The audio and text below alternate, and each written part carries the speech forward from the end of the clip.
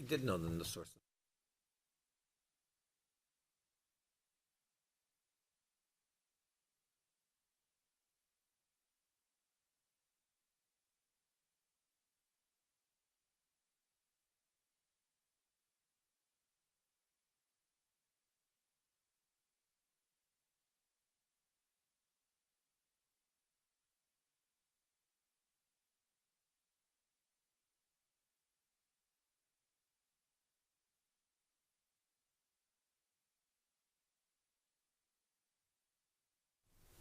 Gonna count me down?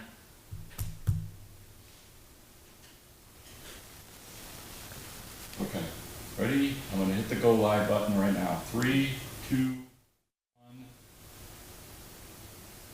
No, wait. Which, that's my camera to the right, right? Okay. I forgot. Good morning, Litchfield, and welcome to the first Candidates Roundtable of 2024. Here with 3 representatives right now that are running to represent us in Concord, and they would like to tell you a little bit about themselves. It's a very beautiful day here in Litchfield, and I can't tell you how much fun it is to just be around our town. I had a very Litchfield day last weekend where I golfed at Hidden Creek, and I went to McQuestion's farm, which was amazing. They've done so much down there for the holiday. And then I went to Romano's for dinner. So our town is an amazing, amazing place, and it's really nice to get to meet the people that want to represent it here. So I think we'll go right to them. Gentlemen, are you ready? Ready? You sure? Rich, you've never done this before, have you? No. Rich and I have known each other for a very long time. He's been here numerous times running for boards and stuff. The first question I want to do is I'd like to have you introduce yourselves and tell me your favorite thing about Litchfield. So why don't we start with Rich? Well, I have been here in Litchfield since 1979. Got out of the Navy and moved here. Got a job at Wang Labs. I immediately got involved. I had young kids, got involved coaching sports and so forth. Became a part of the school board, and I'm running for my 5th term as a state representative. As far as what I like about Litchfield, I grew up on a farm in Illinois, and whenever I first came to Litchfield, I drove down 3A and saw all these beautiful farms, and I said, this is the place I want to live. And that was in 1979, and been here ever since. One of the very specific things that I like about Litchfield, other than the agricultural community, is Albuquerque. I think Albuquerque sets Litchfield apart. You can drive down Albuquerque and you don't see a lot of houses, and it's just a beautiful meandering road, but behind it you have all these wonderful homes. So that's what I like about Litchfield. Thank you, Rich. Ray, can you tell me? Hi, I'm Ray Peoples. I moved to Litchfield in 1990. A little later than Rich, but came to live in Litchfield purely by accident. I was looking at houses in Merrimack, and the guy said he had one in Litchfield. And I said, I don't even know where that is. And one of the guys who worked for me at the time said, I was coming back from Manchester today. He says, I seen a house that has your name written all over it. And it turned out to be in Litchfield. Funny enough, it turned out to be with the same realtor. So we ended up buying the house and been here ever since. I think what I like most about Litchfield is the community and the fact that we have the agricultural families that still exist in this town after 200 and almost 90 years. Yeah. We have some of the same people farming here. And the fact that it was so easy to get involved. When I came here from New York State, which is a tax and spend state, as you know. And the first year we didn't go to town meeting. The second year I did, Tom Levesque and Roland Bergeron, who used to be our building inspector, said, you have to come to town meeting. You have to come to town meeting. We had no clue really what that was all about. I remember my parents going to town meeting, and I was like, oh, I'll probably never do that. Yeah. And it was at GMS at that point in the gym. And that was the year that Roland Bergeron asked to put heat in the town garage. And I'm sitting in the back of the room, and I'm like, who would build a building in New England and not put heat in it from the get-go? Well, I didn't know enough about Roland at that time, but Claudette DeRocher got up and said, asked pretty much, she says, I remember we approved enough money to build a salt shed. Where'd the town garage come from, and who approved that money? Well, Roland had somehow managed to take whatever the money was budgeted and build a town garage along with it. And at that point, he wanted to put heat in. This is like, I was sold. It was it. I'm never leaving this town. I hear you. Michael. Yeah, hi everyone. My name is Mike Anaskovich. Starting from the beginning, I moved to Litchfield in 1985. I was born in New Haven, Connecticut. And by the time I was 18 years old, my family had moved. Well, actually, I attended first grade at Catholic school, and then my family moved to Maryland, and then back to Connecticut, then back to Maryland, and then when I was 18 years old, we moved up to Massachusetts, my family did. And at that point, I'd started college. I went to, at that time it was called the University of Lowell, and now it's UMass Lowell. I entered as a freshman music major. I flunked out of music after my first year, and I ended up taking up sociology. So How'd you end up here? Yeah, so so I started working at Wang Laboratories, which is kind of weird, in 1980, and my family hightailed it to Cincinnati, and by that time, I was done college. I had a nice girlfriend.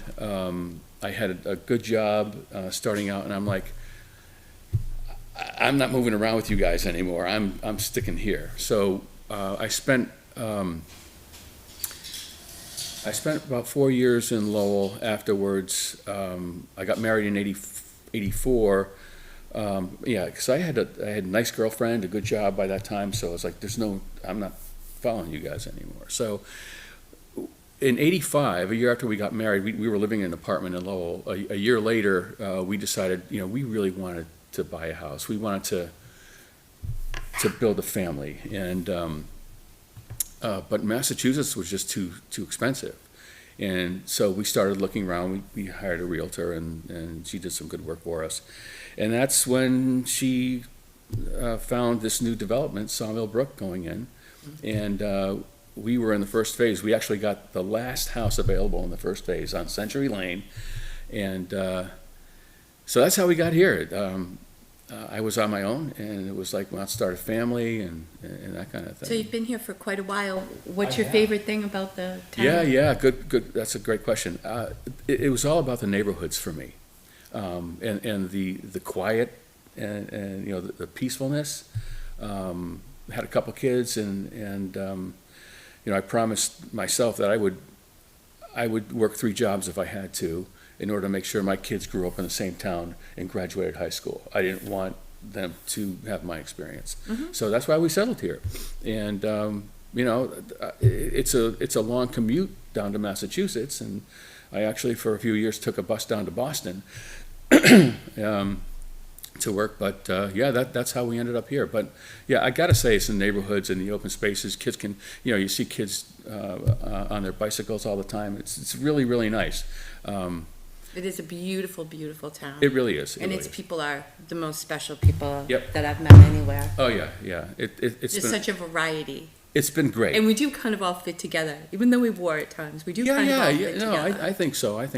So tell me, Michael, in their openings, Rich told us a little bit about the boards he served on and things like that. Yeah. What have you done locally for volunteer work or boards or anything like that you've served on? Yeah. So this is it's a fair question. This is the first time I've run for anything, at the state level, at the local level, even in high school. I was just not involved in those Okay. kinds of things. I did do a little bit of coaching Little League Baseball when my son was playing. Okay. I was really, really interested in and I started with the Facilities Improvement Committee. Are you volunteering on that committee? Yes, I'm kind of getting back into it at this point. But you're on that committee? Yeah, unfortunately, I had an obligation. I played in a golf league on Wednesdays at Hidden Creek, and that's when the Facilities Improvement Committee decided to meet. So Yeah. I had to take myself out. Okay. So that was it. But Fair enough. yeah, Ray, what boards and volunteer work have you done in town? That's kind of a long story, but on the facility How about improvements, we name them? I will do that. Okay, On the thank Facility you. Improvements Committee, actually, all You're three of on us that. I sit know on you're on that. that board. Yeah. And we hope to really yield a good, intelligent answer on the school facilities needs, wants, and what the town can afford, when we get done with that. I started out on the Conservation Commission. I went from the Conservation Commission to the Planning Board. I went from the Planning Board to the Board of Selectmen. I served originally at TAP on the Budget Committee and then back as a Budget Committee representative from the Board of Selectmen for a number of years. Most of my town service, municipal service, has been related to land use and land planning. Like I said, I was on the Planning Board.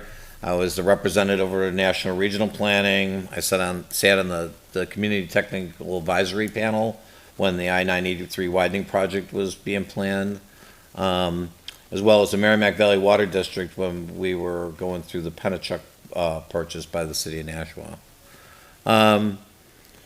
I did Boy Scouts for a number of years, both Cub Scouts and Boy Scouts, and I'm still serving as the chartered org representative to the Scouts through the Litchfield Presbyterian Church. And, yeah, I don't know. Are you a lion too? Huh? Are you one of the lions too? Oh, yeah, as well as the Lions. Okay. And Rich, your list is as equally as long as You Ray's. forgot about driving the pumpkin wagon. Oh, he does. Well, I'm not sure volunteer that's as municipal requested. service. I guess maybe it could be construed that way. I volunteer every year for McQuestion Farms to extend their staff, That was the lead, Ray. That was the lead. by driving the pumpkin wagon. And if you had the experience of going for a ride with me, it's a little bit of fun. But I get to be an actor and an extrovert for 3 or 4 weekends. I know the Grinch is down at Yes. the Question Farm this year too. I don't know whether or not you know that, but the Grinch is trying to take over Halloween. Yes. So Litchfield better watch out because we really could have that happen. who tried to take over Halloween? The Grinch. The Grinch. The Grinch. He's had it with Christmas now. He's Didn't you see the moving on to videos? Halloween. I had a wagon full of patrons down there, and the Grinch tried to steal Halloween. He wanted to take back all the pumpkins that were on the wagon. He did. It was absolutely shocking. Shocking. This is serious, right? We, This is serious. of course, it's serious. If the Grinch takes over Halloween, where are the kids going to get their candy? He'll be taking it Century. He won't let people in or out. I have a funny feeling he might show up at Century Lane I on don't know. Halloween. Mr. LaSalle, you wrote the book on how to serve in the community. Can you tell me some of the boards that you've, or all of them if we have time? I served on many different functions. I would highlight a couple of different things that I've done as far as being a problem solver and making Litchfield a better place. When I first started getting involved, Litchfield had one gymnasium, and it was Griffin Memorial School. But we had this park over by Darrah Pond that had a gymnasium that was falling in. So we organized a group of people and we saved the gym, which is called Talent Hall, for Litchfield. And even today, they play pickleball. The kids are in there. It's used 12 months out of the year, and I'm very proud of the part that I played in reviving that. The second thing was there was a time in the 1990s when Litchfield was growing, and all of southern New Hampshire was growing, and we got to a point where we didn't have any place for our kids to go to high school. So as chairman of the school board, we worked and we convinced the people in Litchfield that we needed our own high school. And Campbell High School was born. And last night, we were at a soccer game at Campbell High, and every time I go past it, I'm proud of the part that I played in that. So I consider myself a problem solver, and I've always tried to make Litchfield a better place. And we do appreciate all of your contributions, gentlemen. What do you think the top issues are that affect Litchfield, and how would you address those as a state rep? We'll go back to you, Michael. Yeah, sure. Well, it looks like the things that I think are the top of the list is definitely the cost of housing, funding education in schools. The PFAS thing was a real concern of mine, but it looks like they've reinstated the rebate program for that to help families defray the cost of treatment. Yeah, but I would have to say those are the three biggest things. And I think, education and the cost of living is kind of go together to some degree out here, because people are really getting crushed by their property taxes, and I get that. I was a big supporter of a new school, but in talking to people, I understand that people who are retired on fixed incomes, where do you go? So those are the big three for me. Okay. Yeah. Thank you. Ray? That's really hard to quantify, because everything happens in the state of New Hampshire, as well as so many things federally, impact Litchfield. We do have the high cost of housing, but how do you bring that down? I mean, cost of materials these days are so high, cost of labor. Anything you move right now, the cost of energy is applied to that, whether it's a cup of coffee or a 2x4, and ultimately someone has to pay for that. We have so many parental right issues today. I feel strongly that we should enact some kind of legislation that limits or stops the ability to give hormone blockers and hormone therapy to children under the age of 18 that want to become something else. I think 18 should be the cutoff for all those things. I think I see that impacting Litchfield. We have the opioid crisis, or fentanyl, or whatever you want to call it at this point.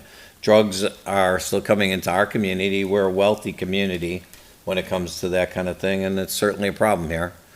Although it's not talked about much, it's a problem. And if I can make it to the State House, I think I'd like to serve on the education subcommittees and see what we can do to help solve this school funding problem and settle it out for all. I mean, right now, what you've got is a judge that's basically a judicial activist that has said, this costs X. But somewhere along the line, they're going to define what X is, and then we're going to have a problem, because I'm sure with a community like ours that's got such vibrant schools with all the extracurricular activity, if the state comes down and says, this is what an education looks like, period, we're not going to have a lot of control over changing that. So that really concerns me. I see the other big problem we have here in Litchfield, and it's also a nationwide problem, is inflation.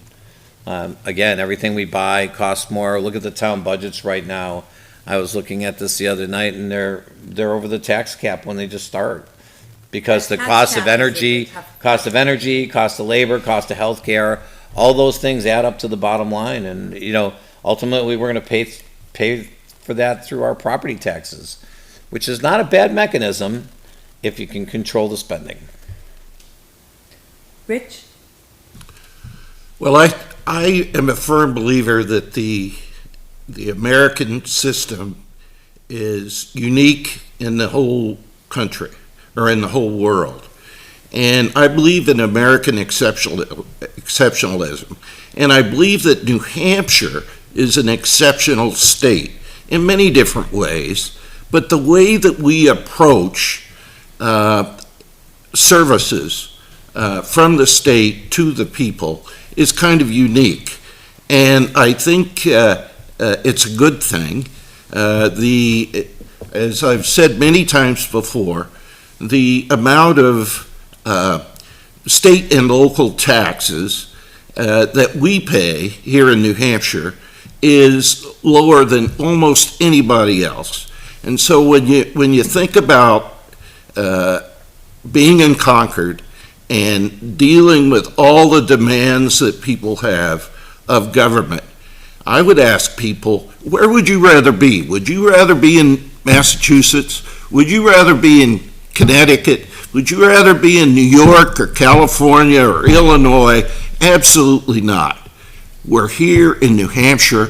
We have a great thing going, and we need to keep it up. We have what we call the New Hampshire advantage. We have low unemployment, a vibrant business community. Yes, we have individualism. We have live free or die. So all of those things make up what I consider the New Hampshire advantage. And if people reelect me to Concord, I'm going to be a defender of that. So I know that there's an oath that Republican candidates take about no state taxes, no income tax, no sales tax, no death tax. I don't know if that's part of it, but that's an oath that I know, Rich, you have taken.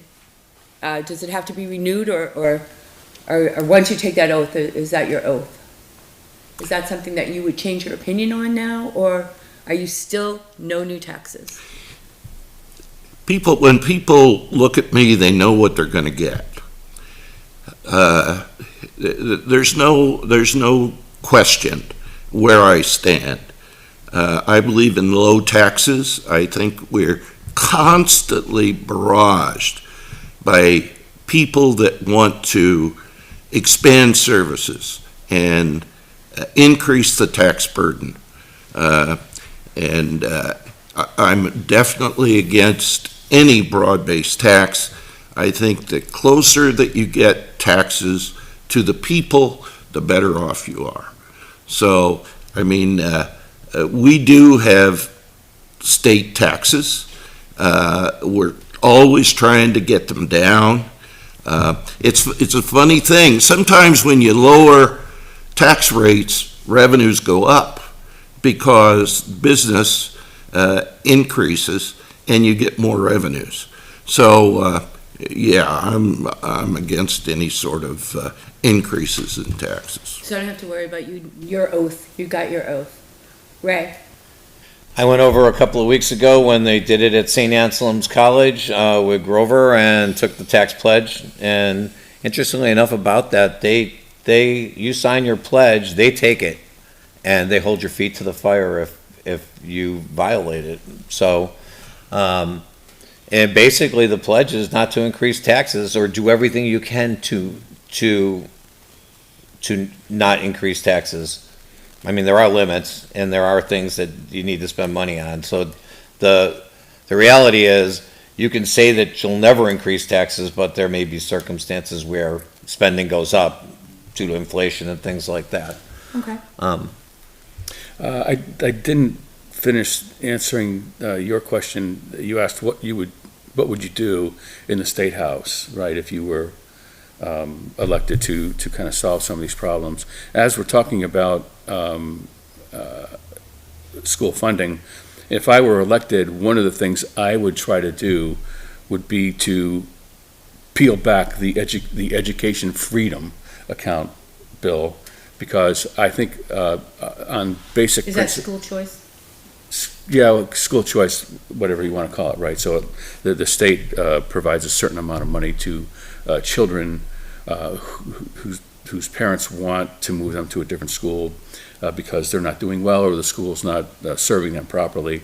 I just think it's wrong on basic principle to given the crunch we're How much in. that costs Litchfield? Do you know what that number is? 'Cause I It's, don't. right now, I don't think it's costing Litchfield anything, because right now, it's only the state that is providing those grants.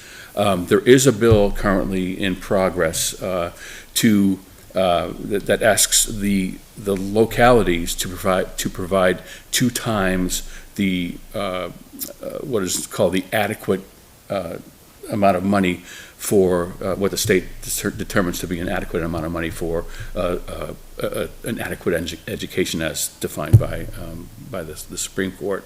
But I just think it's wrong on principle, given the crunch we're in for education taxes here, to be taking any money away from the public school to serve a private interest.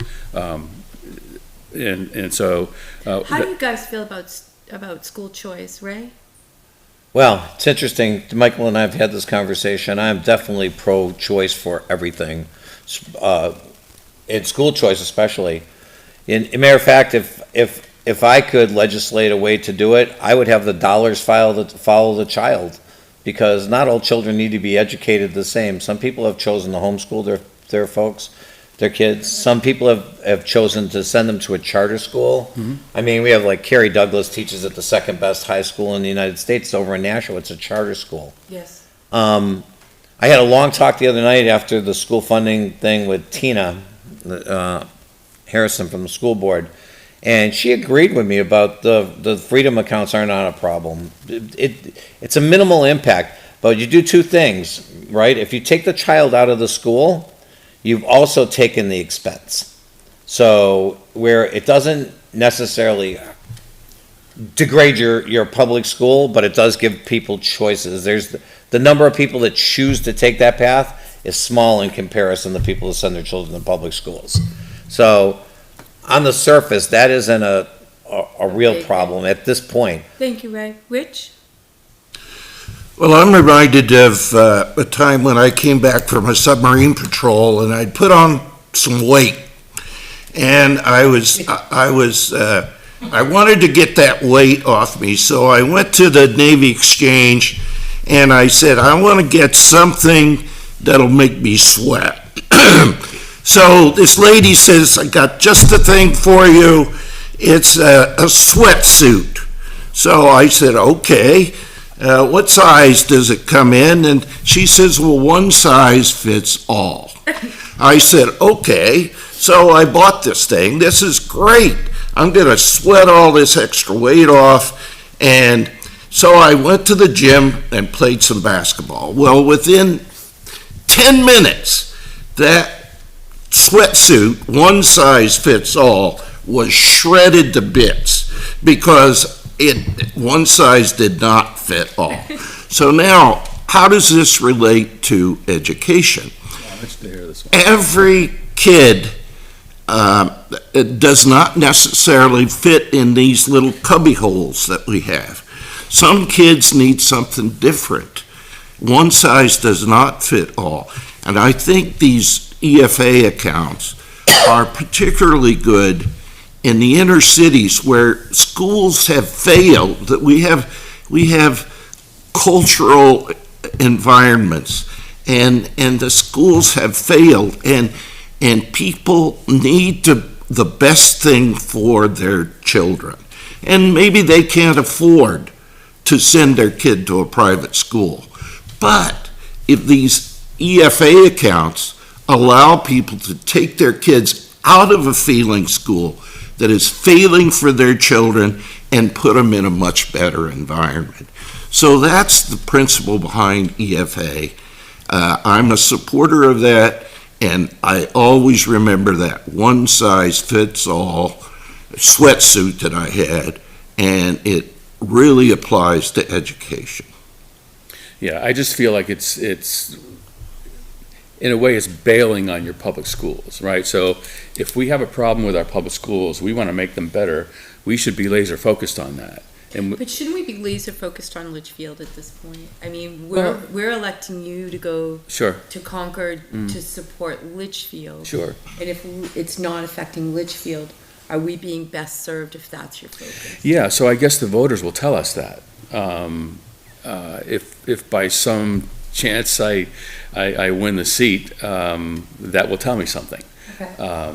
So, yeah, and I think one of the questions that was asked to you on your post was, would you represent all of Litchfield and all I'll viewpoints? get to that. Yeah, okay, all right. Thank you. Okay, Thank all you. right. That's why, yeah, okay. That's fair. I'll get there. All right, good. But now you did make me lose track of where I was. Sorry about that. I'm sorry. That's all right. What are your feelings on how to increase revenue in the state to support school funding? Michael? Yeah, I think we have to legalize cannabis. I think if we took the taxes on cannabis and put them into the schools, it would help. I mean, it would not be a large amount. I did a little research on this on our surrounding states. I mean, we're surrounded We are. by And recreational. people are crossing the border to make those In purchases. 2023, Massachusetts took in $263 million in taxes. On cannabis. On cannabis, just Okay. on cannabis. In Vermont, 22 million, quite a difference, smaller state. Maine, 35 million, Connecticut, 24 million, Rhode Island, 12 million. Now, basically, if you look at the total bill or the budget for education, I think last year it was like a $2 trillion budget. And if we kind of round table, like, okay, we definitely wouldn't pull in as much as Mass. We'd probably pull in more than Vermont. But it still would only amount to maybe, I'm just ballparking here, 8% of the education budget, which is not trivial. It's something. But, the whole tax thing is kind of the third rail here. So I'm just trying to think out of the box. I mean, we got to get our act together on cannabis. Absolutely. We're Yeah. leaving a lot of money on the table. Well, a lot of our, That's a one lot of our idea. money in New Hampshire is being spent out of state on those. Yeah, exactly. And I mean, that's just one idea that I have. But I think Rich said previously that it's gonna happen at some point, but I think the sooner the better. Do you have any other ideas? Does legalizing Oh, cannabis? geez, well, I told you about the EFAs. I don't like any money being taken away when it could, This is to raise additional funding. to raise additional funding. Yeah. Yeah, I mean, that was I the can most. come back to you, Yeah, that's fine, yeah. right? The only way I'm not sure I agree with the cannabis thing. It might be something that's inevitable, but at the same time, it's still considered a gateway drug, and It's an It's off-ramp, also- it's an off-ramp drug in many cases, rather than a gateway. okay, well, we can agree to disagree. That's Right, what we're here for. exactly. I think the only way to increase funding in the state is to continue to support businesses the way we have in the past, and to make sure that we have a very vibrant business community, that they naturally create revenue for the state. We have to keep and maintain, as Rich said, the New Hampshire advantage when it comes to tourism. I mean, tourism is a real lifeblood for the state. Yep. And right now, we're also a mecca for people that want to avoid spending sales tax in Massachusetts, that come over the border to shop for their staple goods. And if we continue to support our businesses, there'll be a place for those folks to come. Growth is always going to be an issue here as we continue to grow. When I moved to Litchfield, it had about 4,200 people in here. Now we've over more than doubled that. And growing pains, as you know, in New England, are expensive. I mean, we have high energy costs. We have no real offset for pulling down the price of energy. I'm not sure. I believe we're the second highest in the country, next to Connecticut.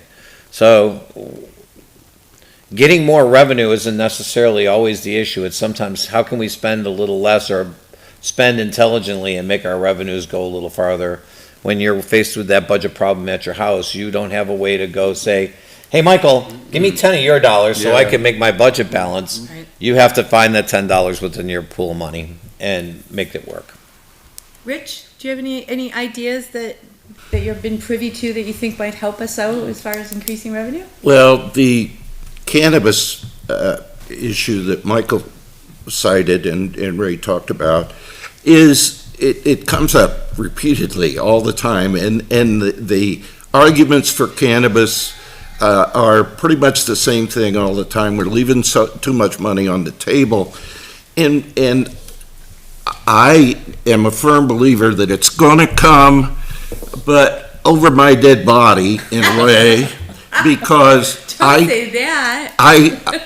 I don't think that we're ready, and it's been proven in other states like Colorado and so forth. And I think of bringing a vice simply to generate revenue is not a good thing. If the state did not get so much money from tobacco, do you think we would have legalized tobacco? I mean, tobacco causes so many health issues, but we can't get rid of tobacco because A, everybody's addicted to it, and B, the state is addicted to the money that comes in. So we're here, and I'm facing a picture of Pat Jewett, one of my mentors, and Pat Jewett was criticized sometimes. People would criticize her because they'd say that Pat treats the town's money like it's her own money. And I always thought, wow. I never heard that one. Wow, what a great thing. What a great compliment. She treats our town's money like it's her own money. I would always hope that people would say the same thing about me. All right, but you're still going to tell me how I can get some more money. I still need more money. I didn't want to answer that. I know, but I got to hold your feet to the fire. I would, how do I get more money? I would agree with Ray. We need to provide a proper business climate, and revenues will continue to go up. We have to make choices. We have to make choices with the money that we have. And that's part of the issue of being a state rep. You have to make those hard choices. How are we gonna get the money? But more importantly, how are we gonna spend the money? So I'm with you on that, in terms of fiscal responsibility, not just at the state level, but also for individuals. Like I said, we've been here since '85, and it's been hard. It's been hard to. We're a single income family, and we've had to make some real choices. You know, my wife and I both decided that it would be better for the kids if she was home with them. She wanted to be a teacher anyway, and she's been a wonderful teacher. Kids both went through UNH. Now they're married. One has a kid of their own, another one on the way. So it's like, you know, you keep the heat at 60 degrees, or you pound on the stairs when the kid's been in the hot shower for more than 3 minutes. You know, so it's like you take those learnings that you've gained in a practical micro way, and apply the same kind of fiscal restraint at the state level as well. I get it, totally get it. I'm just trying to think out of the box about, like, what are some quick things we could do to help, right? So I think, Michael, you epitomize the American dream. You know, your family came here from, as we learned earlier, from Eastern Europe, and you've moved to Litchfield, and you've bought a home, you've put your kids through school, and so forth. And I've done pretty much the same thing. I think the American dream is something that we all seek. And what's really hurts for me is that so many young people, that American dream of owning a home and putting away money, having children. Our young people are not having children. Yep. And bad. that's terrible. Yep. And we need to do everything that we can to make sure that our kids, that American dream, is not something that's so far out there that they can't reach. So yeah, there are really large, different moving forces that are causing this problem right now, and the economy is one of them. Cost of goods sold, as you mentioned, Ray. We had problems at our ports of entry caused by COVID.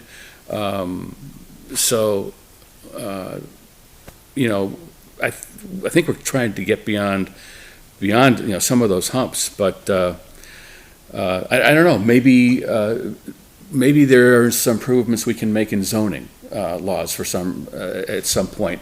If you're a builder, you're going to make a better margin, a better profit margin on a big single-family home, right?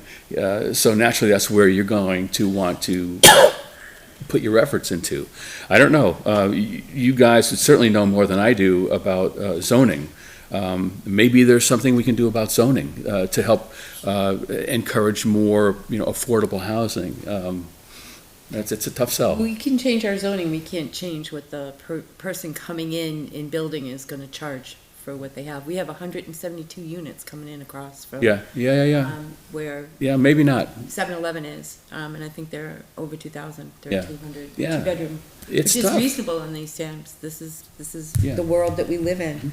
So, you guys get your next dream, which is to go back to the State House or to remain at the State House or to make it there for the first time.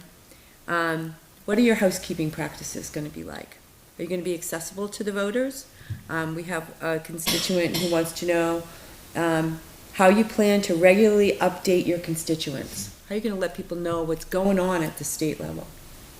Can I take that one? Sure.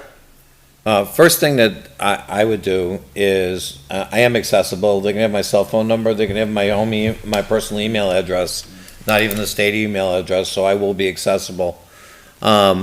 I would like to get back to something we used to do in the past here when I was a selectman. We used to have the state reps come in and brief the boards. We get the school board and the selectmen together and the state reps and anybody from the public that wanted to do that, because we can't represent you if we don't hear from you.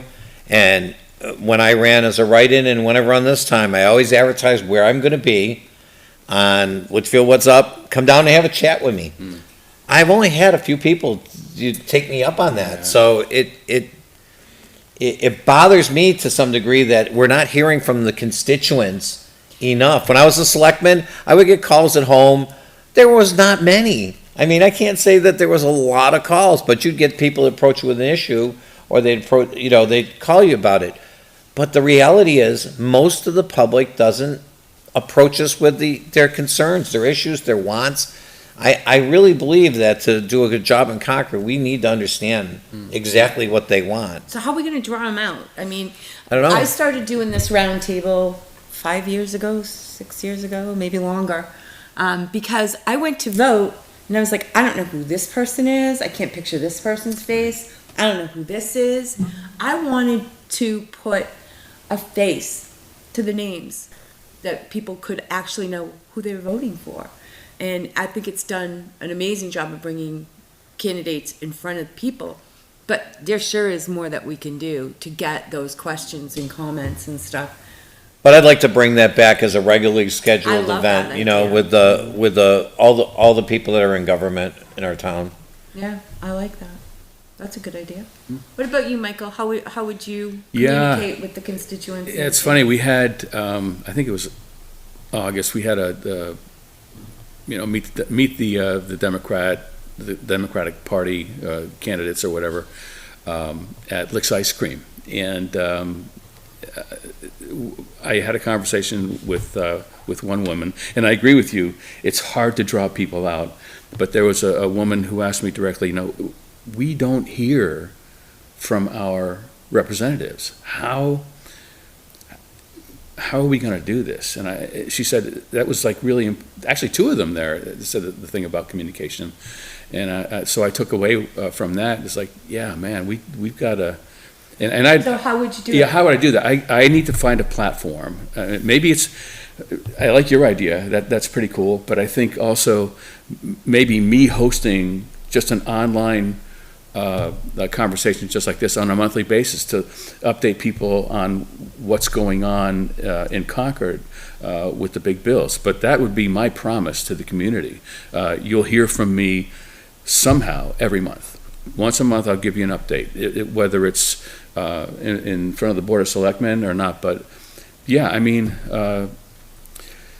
how to entice people to get out, how to encourage them, I don't know. Sometimes it feels like people are so wrapped up and I'm guilty of that for sure. I mean, this is the first time I've ever, I'm sure probably the only thing people know about me in Litchfield is sometimes kind of the snarky things I say on Facebook. So, You admit they're snarky. yeah, no, I mean, I was gonna correct you about the sometimes part. I invited Michael to join the dark side, or the light side. No, that's really good, and I really appreciate. It's been good for me. I've been smacked down a few times, as Jason knows. We all have been. And I'm like this. Yeah, come on, dude. Like It's tough out here. And I've really tried to get a lot. It's a character flaw that I have, but for me it's been really, really good to have this campaign. I've learned a lot. It's great to talk to people, and instead of being a keyboard warrior, So, I appreciate being held in check by the What's Up folks here, and as you and Jason know, but I'm really trying to be better. So We appreciate that. yeah. Rich. Well, I, for one, enjoy your posts, Thank you. but I expect sometime in the near future for you to explain to the people of Litchfield how you flunk out of music. I'm really concerned about that. Okay. Are you asking me? You want me to answer that now? Can I help you with that? I mean, because I'm banned from singing in showers in 12 states, so maybe we can help together put that program together. They never let me in music. No, I was in music from fifth grade. The trumpet was my instrument, Oh, loud. and I learned. Yeah, I was kind of self-taught on piano and self-taught on guitar. But I entered the University of Lowell as a music major, with the trumpet being my primary thing. But I just love being in band and all that kind of thing. And when I got to college, oh man, I didn't like my trumpet teacher, what they call applied, your applied teacher. I didn't like the music he was making me play. I got no enjoyment out of it. I was more on the creative side rather than being, okay, this is how you have to play. And I didn't apply myself. I was young and stupid, so when it came time for my final exam, my final performance, I just wasn't prepared, and they flunked me out, and I spent my second year as an undeclared liberal arts major. And that's how it's done, Rich. So, Yeah. Rich, can I ask you to answer the question that I've had Sure. everybody else to answer? I know that your phone number has been on the WhatsApp page. People can reach you. I know that you do reach out on the WhatsApp page. Is there anything more you think you can do to... Well, my wife and I have the benefit of living 12 states. right outside the driveway for Griffith Memorial School. And we enjoy being out there, watching Litchfield go by, watching the kids play at the playground. And I've always told people, if I'm on the front porch, the office is open, and you can come up and visit and talk about the issues and what's going on and so forth. Or if you want to talk about something, call me. We'll meet on the front porch, we'll watch the kids together, and we'll discuss whatever the issue is. I've always considered myself to be pretty accessible. Now, I don't know that people want to know, they don't necessarily want to be updated on every single issue.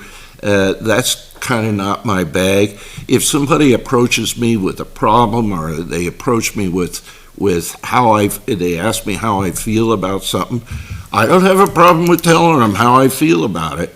They might not like what they hear, but that's fine too. So, no, I always have considered myself very accessible, and we'll go from there. So I think that we all get very comfortable looking at people through our own glasses. But the truth is that once you represent the town, you have to be able to look through both sets of glasses, and at least understand how the other guy feels, and to make them feel important and to listen to them clearly. How do you feel about that, Michael? Yeah, so I will listen to everyone. I will, for instance, I mentioned the Licks ice cream thing. People talk to me about communication, right? So that was something that is a great point. I will listen to every point of view. But, you know, I'm definitely on the liberal side, you know, community-wise and people-wise.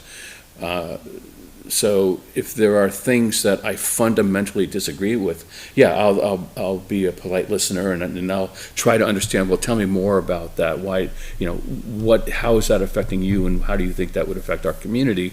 And, you know, I'll learn things, I'm sure, that I didn't know about before. So yes, I will listen to everyone. I don't have a problem, but it's like, there are just some things that are non-negotiable, and I'm sure that's true of Ray and Rich and anyone who gets into politics. Right? Yeah, again, I harken back to the conversation the other night in Campbell's parking lot with Tina, and we were talking about that and you know, how you're going to represent us. Well, you have to represent the majority. But again, it's hard because if you're not getting the feedback from the people that are living in your community, on whatever the issue is or whatever their hopes, dreams, and wants are, you can only then go back to what you know or what you believe. Just like Michael said, there's some things that are non-negotiable to get there, to make that decision with. If you don't have anything else, if there's a vacuum behind you, you know, you have to fill it with something. I think it's important for people to reach out to their state reps. As a matter of fact, I think for the most part, people don't interact with government because they don't feel that it's effective for them. And I would like to change that because we are here for the people of the town. The Board of Selectmen is here at the pleasure of the town. The school board is here at the pleasure of the town to do the service for you. Same with the planning board, recreation. They need to be involved, and if they're not involved doing something with one of those particular boards or committees, they at least need to make their opinions heard and to help give us guidance, because honest to gosh, if we don't have any guidance, we're like minions, we're gonna run amok. You're gonna answer emails, you're gonna answer phone calls. I said that, Do I your have my personal email and my personal cell phone. Okay. Have I got everybody on that one? Rich, I got you already on that one, right? All right, let's see. Oh, no, I didn't get you on that one, did I, Rich? That you run up against people whose views differ considerably from Never. One of the things that I've learned of being in the legislature is that there are very few issues that are black and white. That just doesn't happen. What you have is many different shades of gray. And my opinion on various issues that come up has evolved over time. And sometimes, I'm black on this and I'm white on that. No, your opinion on things can evolve. And you have certain core principles. And I think I've been very lucky here in Litchfield, because I think that my core issues are pretty congruent with the people here in town. And I've been lucky in that way. Now, I've always, I feel guilty if I don't respond to people.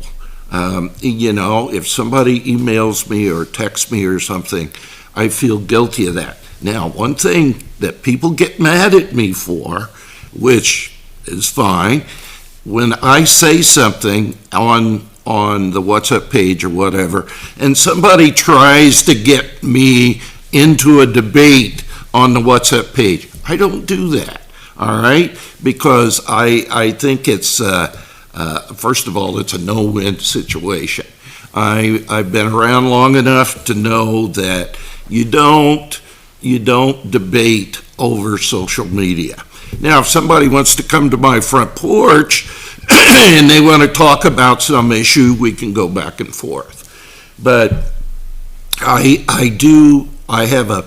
feel a deep personal responsibility to represent all the people, and how I come down on an issue could very well be modified based upon what I hear from people.